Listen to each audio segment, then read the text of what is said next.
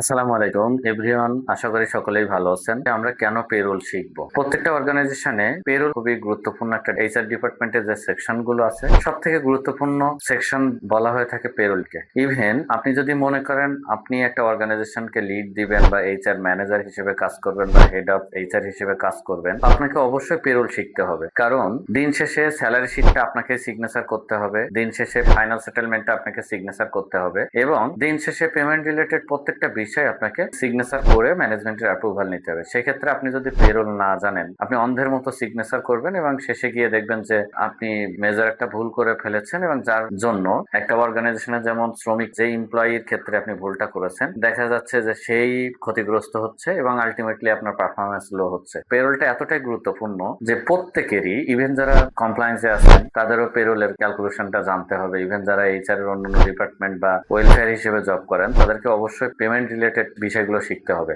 Payroll এমন একটা বিষয় যে বিষয়ে আপনি যদি মনে করেন যে আমি জোড়াতালি দিয়ে এটা শেষ করে দিব বা কমপ্লিট করব, কখনোই করতে পারবেন না। পেরোলটা খুবই অথেন্টিক এবং এটা কখনোই আপনি নির্দিষ্ট সিস্টেমের বাইরে যেতে পারবেন। আপনি যদি ইয়েল ইনক্যাশমেন্ট বলেন, আপনি যদি বোনাস ম্যানেজমেন্ট বলেন, আপনি যদি লে অফের বেনিফিটের কথা বলেন, তো ফাইনাল সেটেলমেন্ট বলতে আমরা সাধারণত জানি 7টা ধারাতে 9 ধরনের সেপারেশনের কথা বলা আছে। এখন আপনি যদি বেনিফিট গুলো না জানেন, ভুল হবে আপনার স্যালারি শিট বা অন্যান্য বিষয়গুলো। আমরা সবসময় বলে থাকি যে পেরোলের ভুলগুলো কখনো মার্জনীয় নয়, কারণ পেরোল যদি ভুল করে হয় ম্যানেজমেন্ট ক্ষতিগ্রস্ত হয়, আদারওয়াইজ শ্রমিক বা কর্মকর্তা কর্মচারী যারা থাকে তারাই ক্ষতিগ্রস্ত হয় এবং আলটিমেটলি যে পেরোল অফিসার থাকে বা পেরোল রেসপন্সিবিলিটি যার উপর থাকে পারফরমেন্স লোয়ার হতে থাকে এবং দেখা যায় যে মাস শেষে আমরা প্রত্যেকটা অর্গানাইজেশনে একটা ইন্টারনাল অডিট করা হয়ে থাকে। ইন্টারনাল অডিটে দেখা যায় যে পেমেন্ট রিলেটেড কোনো বিগত মাসে যদি ভুল হয়ে থাকে, যেমন কোনো স্টাফ 30 দিন বা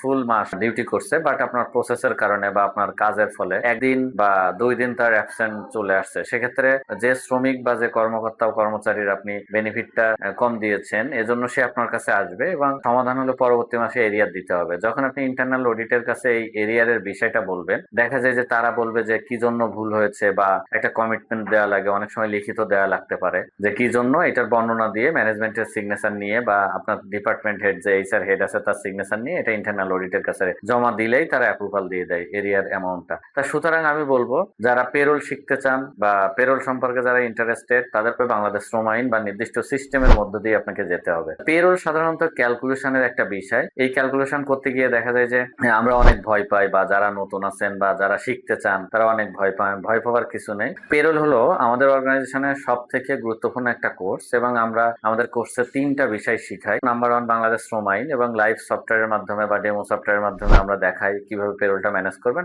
এবং এক্সেল এর মাধ্যমে। অনেক অর্গানাইজেশনে দেখা যায় যে তাদের সফটওয়্যার এখন ইমপ্লিমেন্ট করতে পারেনি বা সফটওয়্যার তারা তাদের অর্গানাইজেশনে এখনো আসেনি, ম্যানেজমেন্ট ইচ্ছা পোষণ করেনি। সেই সমস্ত অর্গানাইজেশনে আপনি পেরোলটা কিভাবে ম্যানেজ করবেন, আমাদের পুরো কম্বো একটা প্যাকেজ আছে। আপনারা যদি ইন্টারেস্টেড হন, আমরা খুব সহজভাবেই আপনাদেরকে বা যারা আমাদের এখানে শিখতে চায় বা যারা ভয় পায় তাদেরকে খুব সহজভাবে আমরা শিখাই। আপনি যদি ভয় পান বা পেরোল শিখতে চান তাহলে আমাদের এই কোর্সটা এনরোল করতে পারেন। Thank you so much.